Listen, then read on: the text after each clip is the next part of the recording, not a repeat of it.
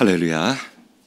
우리 구주 예수 그리스도의 이름 받들어서 말씀 증거하겠습니다.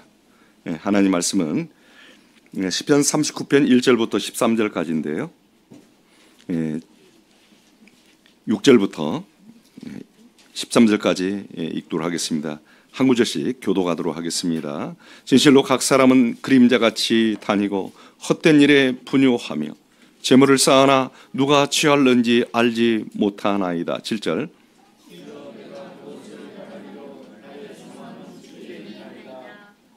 나를 모든 죄가에서 건지시며 우매한 자에게 욕을 보지 않게 하소서.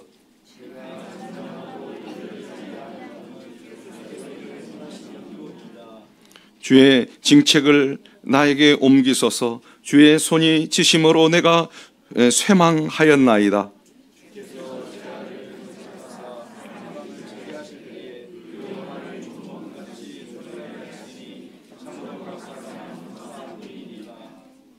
여호와여, 나의 기도를 들으시며 나의 부르짖음에 귀를 기울이소서. 내가 눈물을 흘릴 때에 잠잠하지 마옵소서. 대저 나는 주께 객이 되고 거리자가 됨이 나의 모든 열조와 같으니이다. 주는 나를 용서하사 내가 떠나 없어지기 전에 나의 건강을 회복시키소서. 아멘. 주는 나를 용서하사 내가 떠나 없어지기 전에 나의 건강을 회복시키소서. 본서는 다윗이 노년의 병상에 누워서 인생의 여정을 돌아보며 삶을 정리하는 자세로 지난날 자신이 범한 여러 가지 죄에 대한 용서를 구하면서 쓴 참회시라고 말씀을 드릴 수가 있습니다. 인간의 삶은 언젠가는 끝이 오기 마련입니다. 지금은 세상 속에서 세상의 한복판에서 각자가 처한 자리에서 주역으로 서서 역할을 하고 있지만 위대한 왕 다윗 역시 얼마 후 미래에는 누구도 기억함이 없거나 아니면 꿈결 같은 추억으로 그의 살아갔던 인생들에 대해서 아마 무용담처럼 이야기거리가 될 것입니다. 하지만 이 시편을 쓸 당시에는 다윗이 아직 이 세상에 존재하고 있었던 그런 시기였습니다. 그가 떠나기 전이었습니다. 그래서 자신의 남은 생애에 대한 바람과 소망을 하나님 앞에 이렇게 기도하고 있습니다. 그는 그의 노년은 이렇게 편안한 노년이 되지를 못했습니다. 우리가 젊었을 때부터 고생해서 살아온 사람들이라고 할 것 같으면 그래도 이런 작은 소망을 갖게 될 것입니다. 노년에만큼은 좀 편안하게 아무 걱정 근심 없이 살았으면 좋겠다. 그리고 하나님께서 어느 날 나를 부르신다면 내가 잠자는 듯이 그렇게 떠나고 싶다. 이게 하나의 소망일 것입니다. 우리 이벨린 목사님도 얼마 전에 하나님의 부르심을 입고 이제 주님의 품으로 돌아가셨습니다. 그런데 주님께서 함께 하셔서 큰 고통 없이 정말 순탄하게 고생하지 않고 잠자는 듯이 그렇게 가셨습니다. 참 우리의 삶도 그렇게 되기를 원합니다. 하지만 다윗은 그런 노년의 삶이 너무나도 힘들고 고통이 너무 극심하고 거의 완전한 절망 상태에 이르렀음을 여기서 발견하고 있습니다. 아이고 하나님 살려주십시오. 이런 하루하루가 굉장히 힘든 시간들이었다라고 하는 것입니다. 믿음으로 살아왔던 사람임에도 불구하고 왜 그렇게 그에게는 이런 노년의 그 아픔이 컸을까요? 이렇게 주님 앞에 부르짖으면서 하나님 앞에 이제는 하나님 앞에서 이렇게 말씀을 드립니다. 여태까지 그래도 고생하고 살았잖아요. 사실 다윗의 시편을 놓고 보면은요, 참 눈물로 살아왔음을 알 수가 있습니다. 그 옛날 하나님께서 함께 하셔서 골리앗을 때려 눕히고 영웅으로 이렇게 부상하던 그런 시기도 있었지만 그 이후의 삶들은 계속 얼마나 험난한 삶을 살았는지 모릅니다. 그래서 늘 하나님 앞에 기도하고 있죠. 그래서 하나님 앞에서 기도하면서 자신이 눈물을 흘리는데 과장되게 이렇게 표현합니다. 내가 그렇게 울고 울었는데 내 침상이 내 눈물에 둥둥둥둥 떠 있더라, 이렇게 표현하고 있습니다. 얼마나 힘들었으면 침상을 띄울 정도로 눈물을 흘리고 살았을까요? 그런데 이제 마지막에는 그래도 이렇게 편안하게 좀 노후가 준비가 되어 있어야 됨에도 불구하고 그런 여전히 그 고통 중에서 그 스스로도 절망할 정도로 이렇게 완전한 그런 절망 상태에 이를 정도로 고통 속에 지금 놓여 있고 이 순간에 하나님 앞에 기도하는 것입니다. 그러면서 주님 앞에 이렇게 말씀을 드리고 있지요. 나의 건강을 회복시키소서. 주는 나를 용서하사 내가 떠나 없어지기 전에 13절에 보면 나의 건강을 회복시키소서 이렇게 기도하고 있습니다. 이제는 주님 위로받고 싶습니다. 잃었던 생기를 되찾고 싶습니다. 이제는 저도 활력이 넘치는 저의 노년의 삶이 되기를 소망합니다. 이렇게 그는 인생의 말년에 구름 낀 날이 아니라 좀 더 밝고 명랑한 날들이 되기를 소원하고 있습니다.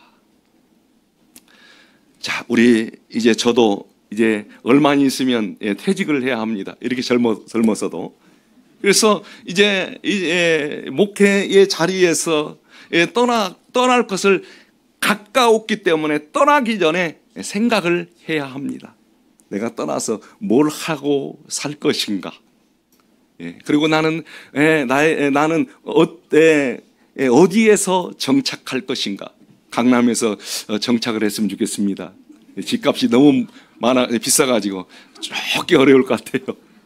그러면 이제 교회에서 여태까지 사택을 제공했는데 사택도 없이 어떻게 방 한 칸이라도 준비를 해야 될 텐데 여러 가지 생각이 들 수밖에 없는 것입니다. 우리 인생도 떠나기 전에 내가 언젠가 이 세상을 떠나게 되면 나 없는 이 세상이 전개가 될 것입니다. 하지만 지금은 내가 존재하고 있는 것이죠. 내가 떠나기 전에 나는 무엇을 해야 할까? 저도 가끔씩은 그렇게 생각합니다. 이제 저도 60이 가까우니까 그런 자신감이 없어져요. 뭔 자신감이 없어지냐면 오래 살 자신감이 없어져요. 어느 날 하나님께서 갑자기 저를 부르실 것 같은 그런 생각도 들어요. 갑자기 부르시면 어떻게 하지? 먼저 가장 떠오르는 게 자녀들 중에서도 연약한 자식이 떠올라요. 못난 자식이 떠올라요. 그리고 아내가 떠오릅니다. 그리고 어린 자식들이 떠올라요. 내가 없는 세상을 내 가족들이 어떻게 살아갈까? 그러면서 이제 내가 떠나야 될 그날을 생각해 보니까 이런 생각이 들더라고요. 내가 있는 동안에 잘하자. 가족들에게도 아내에게도 성질 부리지 말고 친절하게 잘하자. 따뜻하게 잘하자. 내가 있음으로 정말 행복을 나눠줄 수 있는 그런 삶을 살아야 되겠다. 이웃에게도 웃음을 지을 줄 알고 친절하게 해주고 내가 살아 있을 동안에 정말 그들에게 행복을 나눠줄 수 있는, 기쁨을 줄 수 있는 그런 삶을 향해서 더욱더 노력해야 하겠다, 이런 생각이 들었습니다. 철들었죠? 자, 우리는 이렇게 내가 떠날 날을 생각하면 철이 들게 돼 있어요. 내가 없어지는 그날을 생각해 보시기를 바랍니다. 자, 그렇다고 한다면 우리 성도님들은 또 저는 이 본장을 통해서 생각해 볼 수 있는 것은 무엇일까요? 왜 이렇게 다윗의 노년에 하나님께서 그렇게도 하나님 뜻에 합했다라고 하는 그런 사람에게 이런 노년의 힘든 시간들을 허락하셨을까요? 그런 질문입니다. 왜 그렇게 허락하셨을까요? 그리고 우리가 이런 다윗의 이런 본장의 내용을 통해서 우리가 깨달아야 될 내용은 우리 인생이 떠나 없어지기 전에, 나의 인생이 이 세상을 떠나기 전에 깨달아야 될 것은 무엇일까요? 우리는 그것을 생각하고자 하는 것입니다. 첫째는 사람의 참된 소망은 영원한 생명을 주시는 하나님께 있음을 깨달아야 합니다. 따라서 해보시기 바랍니다. 사람의 참된 소망은 영원한 생명을 주시는 하나님께 있음을 깨달아야 합니다. 왜 다윗에게 그렇게 힘든 시간들을 주고, 시편의 내용들이 거의 다 다윗이 눈물로 쓴 시입니다. 그렇죠? 그러면서 하나님과의 떨어질래야 떨어질 수 없는 하나님의 도우심과 인도를 받지 않고서는 도저히 걸어갈 수 없는 삶의 정황을 하나님께서 허락하셔서 늘 하나님과 정말 깊은 교제 가운데서 하나님 앞에 찬양하면서 믿음의 삶으로 살아갈 수밖에 없었던 그런 상황들을 하나님께 펼쳐주셨던 것입니다. 그는 왕이었습니다. 말 한마디로 모든 것을, 자기 소망을 이룰 수 있는 사람이었습니다. 승리의 주역이었습니다. 영광과 번영에 둘러싸인 채로 그는 얼마든지 하나님을 떠나서 자신의 인생을 만끽하며 호화롭게 살다가 아무런 부족함이 없는 왕으로서 커다란 묘실에 묻힐 수도 있었던 사람이었습니다. 그러나 그에게 이토록 힘겹고 우울하고 활력을 잃을 만큼의 고통을 주신 이유는 뭘까요? 하나님께서는 다윗으로 하여금 헛된 인생의 실상을 깨닫고 인생은 하나님 안에서만 참된 소망이 있음을 깨닫도록 하기 위함이었습니다. 만일 그들에게 다윗에게 번영만 있었다면 세상에 취하고 안일에 취하고 하나님이 허락하시는 생명에 대해서 잊어버리는 사람으로, 하나님으로부터 멀어지는 사람으로, 정말 하나님이 주실 영원한 생명조차도 놓아버릴 수 있는 그런 미혹과 유혹이 세상의 삶의 번영을 통해서 그에게 유혹으로 다가올 수 있을 수 있었기 때문이죠. 우리 성도들의 질문이기도 합니다. 성도들이 세상의 풍요와 번영 속에서 살지만 한편으로는 왜 눈물을 흘려야 하는지에 대한 답을 주는 내용이기도 합니다. 안 믿는 사람들이 그런 얘기를 하죠.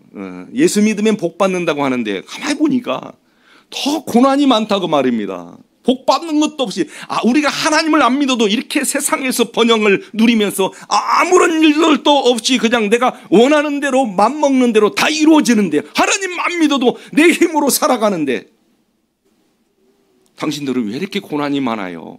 예수 믿어도 헛것이네요 라고 질문하면 할 말이 없어져요. 진짜 그런가? 나에게는 왜 이렇게 힘든 일이 많고 인생이 잘 안 풀리는 것 같고 나는 왜 이렇게 오늘 또 눈물을 흘리고 있는가? 그것은 우리의 질문이기도 합니다. 사람은 눈 안에 검은 눈동자가 있습니다. 검은 눈동자를 통해서 세상을 바라보는 것입니다. 만일에 검은 눈동자가 없다면, 옆 사람 보니까 검은 눈동자가 있을까요? 없을까요? 근데 없어요. 그러면 그 사람은 어떤 사람일까요? 맹인입니다. 큰일 나는 거예요. 아무것도 보이지 않는 것입니다. 시각장애인이 될 수밖에 없는 거예요. 하나님께서 우리에게 고난을 주시는 이유, 그렇게 혹독하도록 하나님께서 다윗에게 고난을 주셔서 그렇게 믿음의 편지들로 시편을 그렇게 수많은 내용들을 장식할 수 있도록 만드신 그 하나님, 다윗에게 고난을 주신 하나님은 왜 그렇게 다윗에게 힘겨운 시간들을 주셨을까요? 전도서 11장 8절 보면 이렇게 기록되어 있습니다. 전도서 11장 8절 한번 보겠습니다.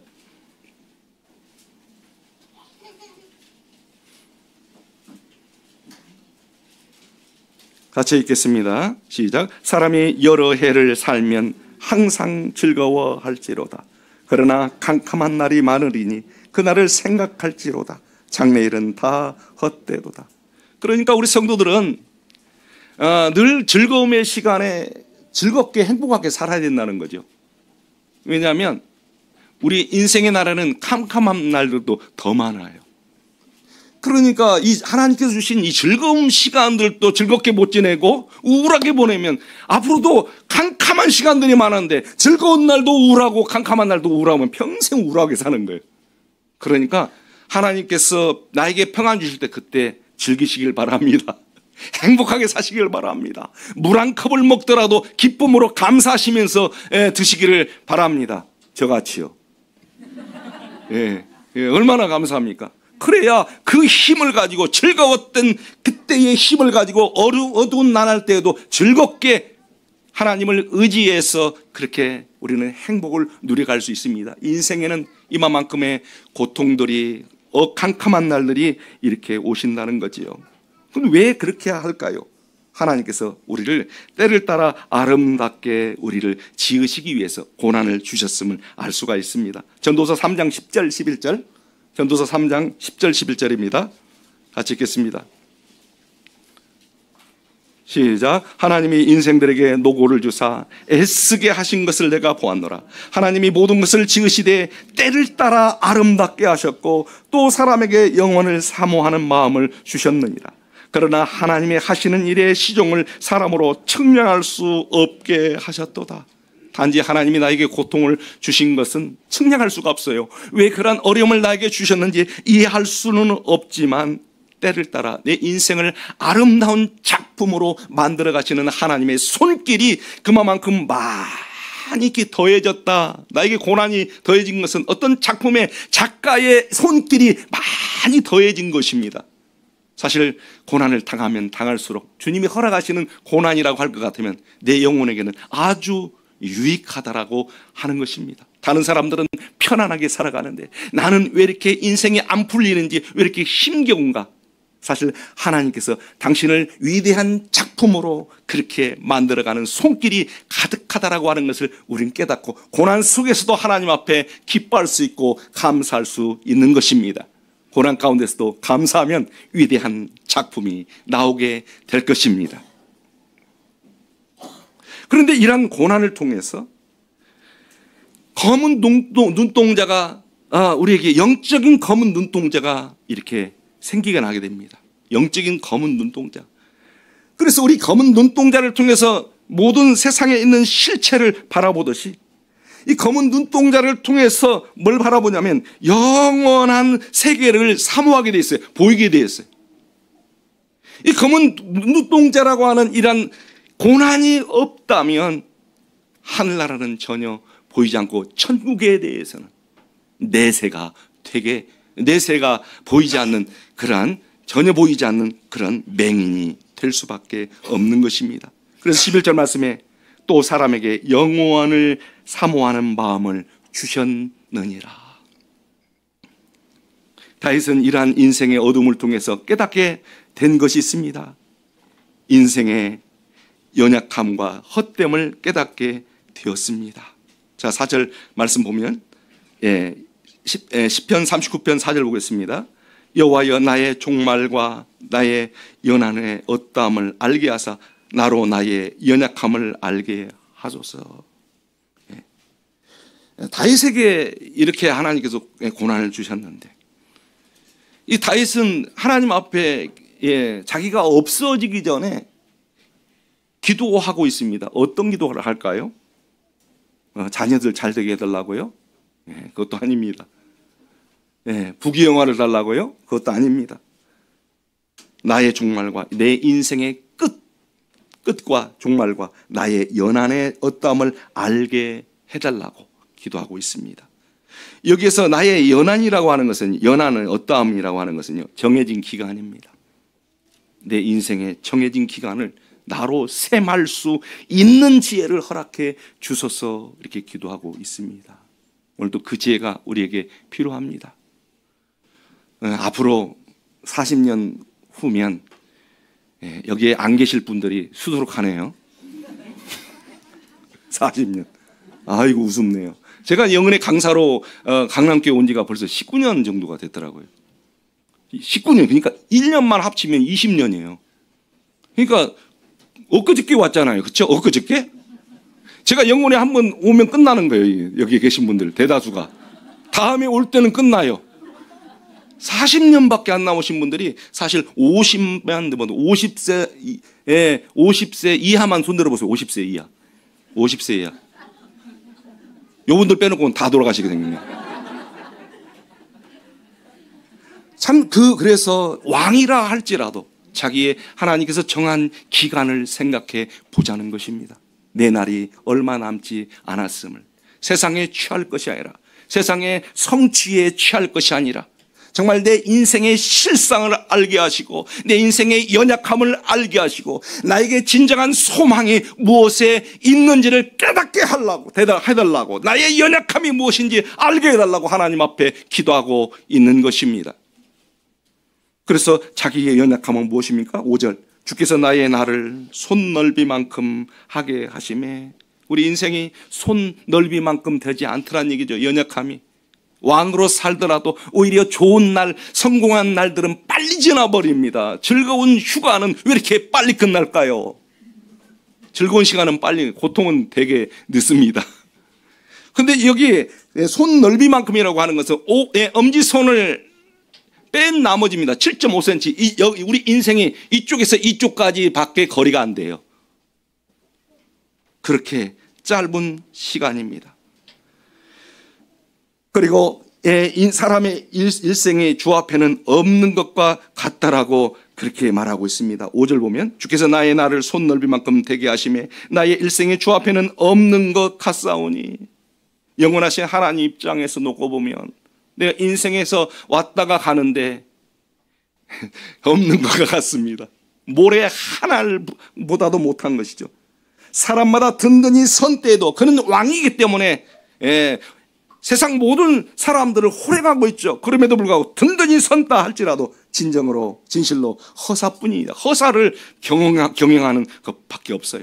자기가 어떤 인생의 성취를 이루고 사람들에게 박수갈채를 받고 인정을 받고 존경을 받는다 할지라도 그의 모든 살아온 나날들이 그렇게 바쁘게만 살아간다 할지라도 마지막에는 헛된 일에 분유하며 살아간 그런 그림자 같은 인생이 될 수밖에 없는 그 자신의 실상과 실체와 연약함을 철저히 깨달았다라고 하는 것입니다. 하나님 없는 세상이 얼마나 헛된가, 진정으로 무엇을 바라봐야 하는가 하는 것을 그는 드디어 결론을 내리기 시작합니다. 7절 보면 주여 내가 무엇을 바라리요. 왕이지만 여기까지 도달할 수 있었던 것은 하나님께서 검은 눈동자 고난을 주었기 때문에 그렇습니다. 왕으로 있지만 그것이 허상에 불과하고 그림자에 불과하다라는 것을 깨달았죠. 나의 소망은 누구에 있습니까? 주님께 있나이다. 그것을 깨닫는 것입니다. 그렇지 않으면 그 왕의 보좌에 아마 취해 있을 거예요. 우리는 다윗의 이야기를 듣지만 오늘 그의 살아간 삶이 그림자 같아요. 이야기로만 들려지죠. 지금 현재 이 시대를 살아가는 우리들에게 살아있는 존재로서 느껴지지 않습니다.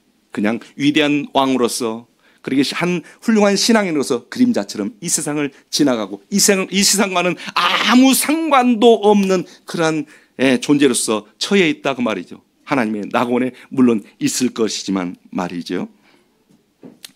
그래서 그는 이렇게 인생의 실상을 고난을 통해서 깨닫게 되었습니다. 시편 39편 6절 한번 보겠습니다. 진실로 각 사람은 그림자같이 다니고 헛된 일에 분유하며 재물을 쌓으나 누가 취할는지 알지 못하나이다. 헛된 일에 분유해요. 우리가 살면서 한 푼이라도 더 벌어야 된다라고 생각을 합니다. 왜 그렇게 바쁘게 사십니까? 한 푼이라도 더 벌어야죠. 한 푼이라도 더 벌어야죠. 자식들도 위해서 한 푼이라도 더 벌어야죠. 믿음 생활할 시간도 없고 하나님께 찬양할 시간도 없고 예배할 시간도 없고, 아니 그리고 전도하려고 해도 교회 나와서 우리 천국 갑시다. 다 교회 나갈 시간이 없어요. 그럴 여유가 없어요. 그렇게 한가하지 않아요. 나는 일하지 않으면 먹고 살 수가 없어요. 그렇게 여유가 없어요. 여유 있는 사람들이나 마치 하나님을 믿어야 하는 것처럼 그렇게 취급을 합니다. 한 푼이라도 더 벌어야 되죠. 자, 그래서 많은 사람들은 그런 생각으로 살다가 이 세상을 떠났습니다. 한 푼이라도 더 벌려고 벌어놓은 돈도 쓰지도 않고 라면 끓여 먹고 옷도 안 사 입고 누더기 같은 옷 지어 입고 펑크난 양말 지어 신고 남에게 베풀지도 못하고 자기도 쓰지 못하고 그래가지고 땅을 많이 사놓고 가요. 근데 땅이 이게 속이들 안 해요. 땅 사놓으면 부자 안 된 사람을 못 봤어요. 부자 안 된 사람을. 그러니까 땅을 사놓으면 그 자손들이 좋겠더라고요. 자손들이. 그래가지고 근데 땅 살 돈이 있어야죠. 돈 벌기 쉽더라고요. 땅만 사놓으면 돈을 벌더라고요. 근데 그것도 의미가 없습니다. 땅만 사놔도. 누구를 위해서 그렇게 분유하고 누구를 위해서 그렇게 돈을 벌고 그렇게 했을까요? 그렇게 땅을 많이 사놨다 할지라도 돈을 많이 벌었다 할지라도 그림자 같은 존재에 불과하다는 것입니다. 재물을 쌓으나 누가 취하는지 알지 못하나이다. 제가 한증원을 좋아해가지고 한증원에 지친 몸을 가서 이제 풀려고 한증원에 가서 이렇게 그 찜질방 옷을 입고 평상에 누워 있는데 어떤 그 뚱뚱하신 분들 상처받지 마세요. 저도 굉장히 뚱뚱합니다. 막 뚱뚱한 이 정도 뚱뚱한 아줌마가 전화를 받으면서 그러더라고요. 친구하고 통화를 하는 거 봐요. 갑순아 어떻게 지내? 잘 지내지? 나도 잘 지내. 거기서 너 뭐 하냐 그러니까 나 있잖아. 지금 이제 찜질방 와 있어. 그러면서 뭐라고 하냐면 그러니까 이제 있잖아. 남편도 명이 짧아가지고 빨리 죽고 나 혼자 이렇게 살고 있는데 그러니까 뭐 그러면 너 생활비도 없이 어떻게 사냐? 돈벌이도 없이. 근데 있잖아. 우리 남편도 그렇게 빨리 죽고 내가 보기 지지리도 없는 것 같아. 근데 감사하게도 시아버지 복은 있어가지고 시아버지가 땅을 많이 사놔가지고 그 땅을 시아버지가 벌어놓은 가지고 한 마지기, 두 마지기, 한 필지, 두 필지 팔아가면서 그걸로 그냥 이렇게 재밌게 찜질방하면서 살고 잘 지내고 있어. 난 참 시아버지 참 잘 만난 것 같아. 그러면서 이렇게 전화를 하더라고요. 며느리가 써서 감사한데 그거 땅 살 때 그 시아버지가 얼마나 시어머니랑 서로 싸워가면서 안 먹고 안 쓰고 그 땅을 사놨을까요? 그 시아버지 시어머니에게 얼마나 그 수고가 분유함이 그림자 같은 삶을 이렇게 증가하고 있는 것입니까?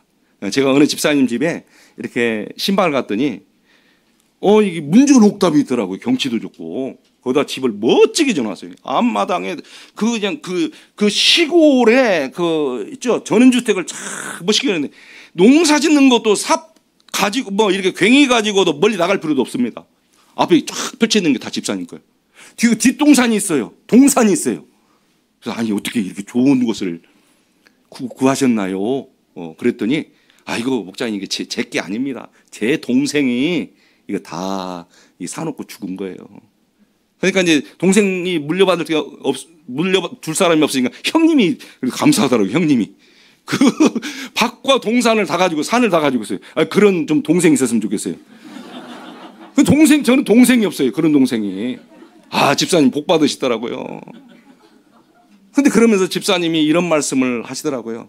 그렇게 빨리 가려고 그렇게 악착같이 그냥 돈만 벌다가 그렇게 죽었는가 보다. 자기 죽을 줄도 모르고 죽는 그런 짧은 연한도 계산할 줄 모르고 그냥 돈만 벌면 땅만 사면 행복할 줄 아는 그런 어리석은 짧은 삶을 사다가 그렇게 땅만 몽땅 사놓고 동산 같은 좋은 집 지어놓은 보여요. 자기는 그림자처럼 사라져 버렸는데요. 이것이 얼마나 안타까운 일입니까? 사람에게 있어서 참 그렇게 고통이라고 하는 것이 없으면 아마 다윗도 그랬을 거예요.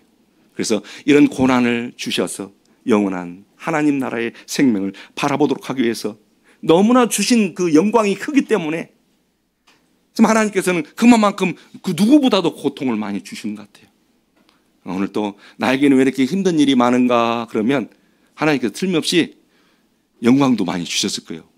물질적인 복도 주시고 많은 은혜를 주셨는데 그것 때문에 내 삶이 하나님을 잊어버릴까 봐서 우리에게도 고난의 검은 눈동자를 통해서 영원한 생명을 주신 하나님을 바라보고 그분이 소망이라는 것을 알도록 하기 위해서 고난을 주셨음에 감사를 드리시기를 바랍니다.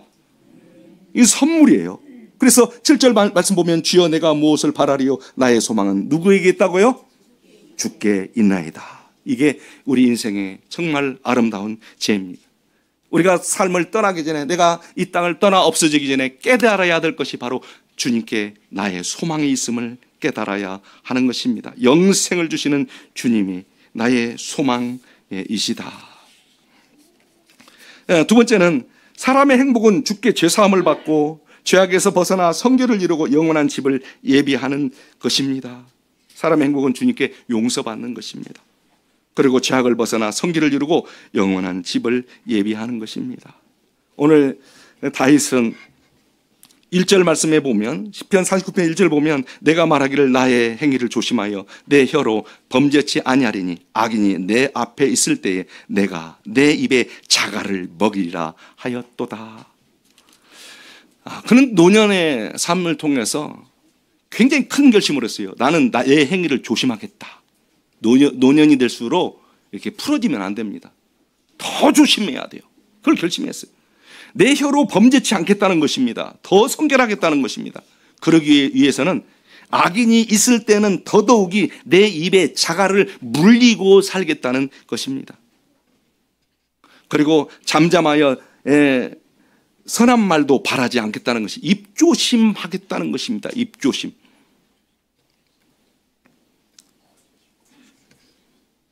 자, 우리가 신앙인들로서 이렇게 살아가다 보면 참아야 될 것들이 많죠. 입조심하려다 보면 말하고 싶어가지고, 그리고 이제 막 참고 말할 것도 이렇게 참고 성결하게 살아가려면 어떻습니까?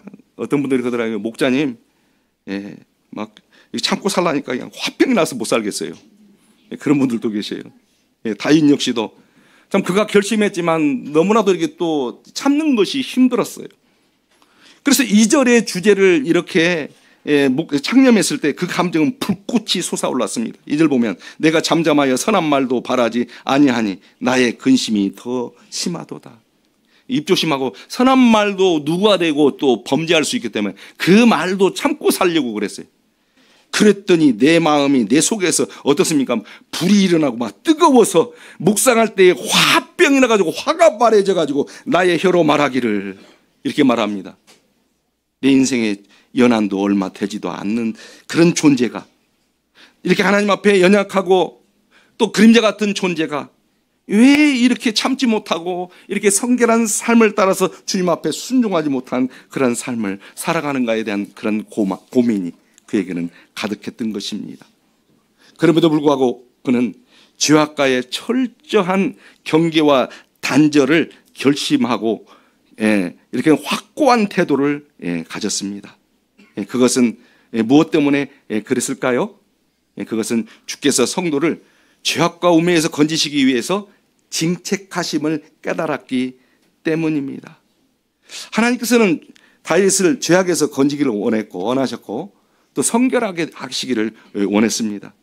그리고 그의 우매를 깨닫도록 하시기 위해서 우매한 자들 가운데서 욕을 보게 하셨어요. 막 시므이가 막 돌을 들리면서 티끌을 하면서 이 비루한 자여 가라. 네 주인을 배신하든지 너도 한번 당해봐라. 이 비루한 자여 가거라 가거라. 막 이렇게 했는데도 불구하고 그는 알았죠. 억울해도 불행해도 참을 수가 있었습니다. 이 모든 것을 주님께서 그에게 하라고 시키신 것 아니냐. 9절 말씀 보겠습니다.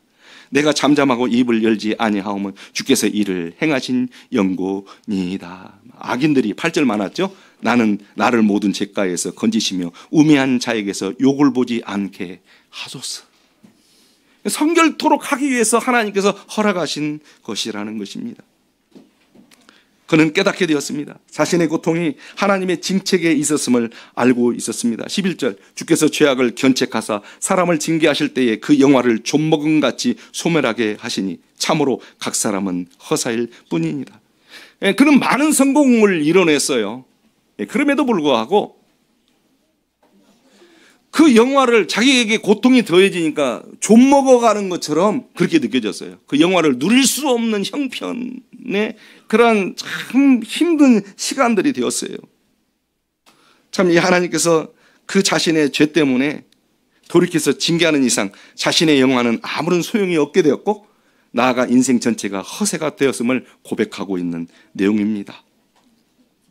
이와 같은 처절한 고통을 통해서 그가 얻은 것은 죄악에 대한 경계심과 그리고 죄를 떠나겠다는 결심입니다.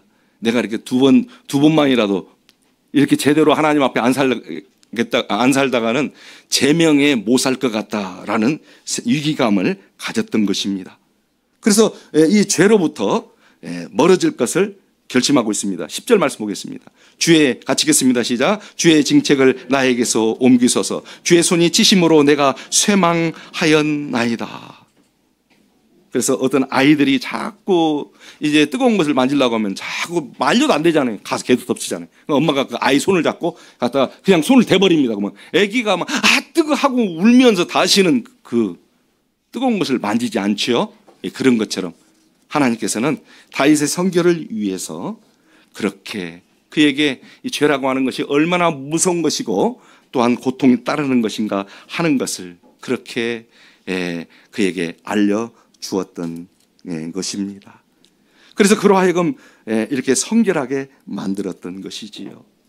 그래서 하나님께서 우리 성도들에게 바라시는 것은 뭘까요? 우리가 떠나 없어지기 전에 바라야 될 것은 이 세상 사람들에게도 마찬가지입니다. 두 가지죠. 하나님께서는 사람의 참된 소망이 영생을 주시는 하나님께 있음을 깨닫기를 원하십니다. 사람의 소망이 영생을 주시는 하나님께 있는 것입니다.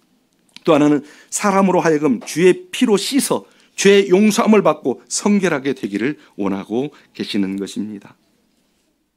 그런데 하나님께서는 왜 죄의 용서를 받은 성도들로 하여금 성결에 이르도록 이렇게 이끄시는 것일까요? 사실 영원한 생명의 나라로 들어가도록 영원한 아버지 집에 들어가도록 준비시키는 것입니다. 요한복음 14장 1절 4절 보겠습니다. 요한복음 14장